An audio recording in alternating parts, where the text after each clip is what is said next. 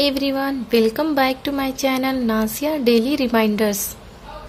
आज हम इस वीडियो में देखेंगे कि सिर्फ 4 चीज़ों का यूज़ करके कैसे डेकोरेटिव आइटम्स बनाते हैं। चलिए देखते हैं।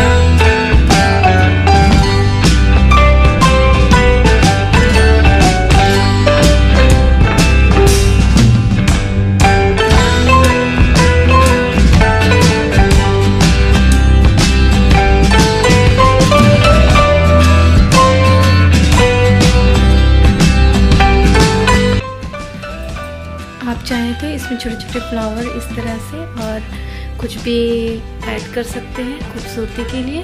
देखिए जैसा कि मैंने इसमें ऐड किया है।